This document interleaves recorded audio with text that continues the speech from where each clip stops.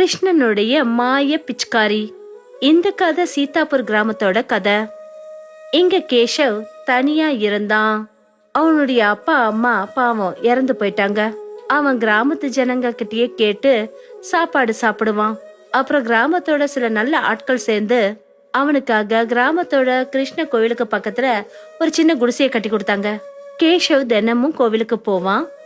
அப்புறம் ஒரு நாள் கோவில் பூசாரி கோவில்ல சில புது சிலைகளை ஸ்தாபனம் பண்ணிட்டு இருந்தாரு. அப்பதான் கேஷவ் அவர்கிட்ட சொன்னான், பூசாரி ஐயா, இந்த சிலையை நீங்க எங்கிருந்து வாங்கிட்டு வந்தீங்க? எனக்கும் இதே மாதிரி கிருஷ்ண பகவானோட சிலை வாங்கிட்டு வரணும். கண்ணா, நாங்க சிலை செதுக்கிறவங்க கிட்ட சொல்லுவோம். அப்படி வேணும்னா நீயும் அவங்க கிட்டயே செஞ்சுக்கலாம். கண்ணா, அவங்க இருக்கிறது ரொம்ப தூரத்துல. நீ வேணும்னா ஒண்ணு பண்ணலாம்.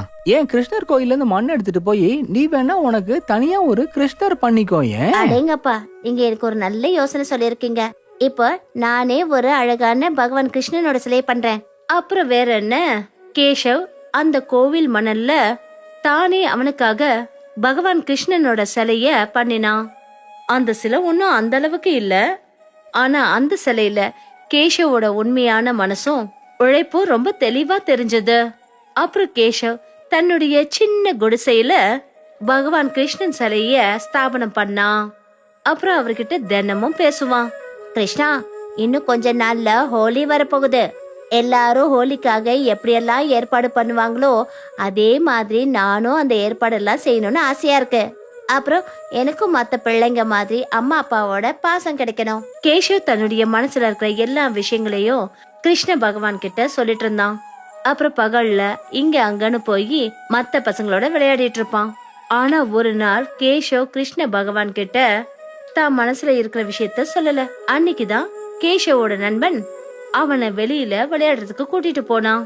அவங்க விளையாடிட்டு இருக்கும் போது சில பணக்கார பசங்க அவங்க கிட்ட வந்தாங்க. கேஷவையும் அவனுடைய நண்பனையும் கஷ்டப்படுத்த ஆரம்பிச்சாங்க. பாருங்க பாருங்க, இந்த ஏழைங்களை, இவங்களெல்லாம் கொஞ்சம் கூட வெக்கமே இல்ல. பாருங்க எப்படி கிழிஞ்சு போன உடைகள் எல்லாம் போட்டுக்கிட்டு வெக்கமே இல்லாம இங்க வந்து விளையாடிக்கிட்டு இருக்காங்க. அதனால உனக்கு என்ன வந்தது? நாங்க உன்கிட்ட ஏதாவது கேட்டோமா? அட, இவன் ரொம்ப ஓவரா பேசுறானே. இவனுக்கு புத்திமதி சொல்லி கொஞ்சம் பாடத்தை புகட்டணும்னு நினைக்கிறேன். பணக்கார பசங்க எல்லாரும் சேர்ந்து கேஷவ பயங்கரமா அடிக்க ஆரம்பிச்சாங்க. அப்புறம் பணக்கார பசங்க எல்லாரும் கேஷவையும் அவனுடைய நண்பனையும் பயங்கரமா அடிச்சு போட்டு அங்கிருந்து கிளம்பிட்டாங்க. கேஷவுக்கு ரொம்ப பயங்கரமான கோவம் வந்தது. அப்புறம் தன்னுடைய குடிசைக்கு போய் கேஷவ் இந்த விஷயத்த தன்னுடைய கிருஷ்ண பகவான் கிட்ட சொன்னான். பகவான் கிருஷ்ணரே, எங்களை மாதிரி ஏழைங்களுக்கு இதான் நிலைமையா? எங்களை மாதிரி ஏழைங்க வெறும் அடி மட்டும்தான் வாங்கணுமா? எல்லாரும் ஹோலி கொண்டாடுறதுக்கான ஏற்பாடுகளை செஞ்சிட்டு இருக்காங்க. கலர் பவுடருங்க அப்புறம் பிச்சுக்காரி எல்லாம் வாங்கிட்டு வராங்க. ஆனா இதெல்லாம் வாங்குறதுக்கு எங்க கையில பணமே கிடையாது. அப்புறம் கேட்டு வாங்குறதுக்கு எங்களுக்கு அப்பா அம்மாவும் கிடையாது. எனக்கு ரொம்ப கஷ்டமா இருக்கு கடவுளே, நீங்க எனக்கு எதுவுமே செய்யல. அப்பதான் கேஷவுக்கு தன்னுடைய வீட்டு கதவை யாரோ தட்டுற சத்தம்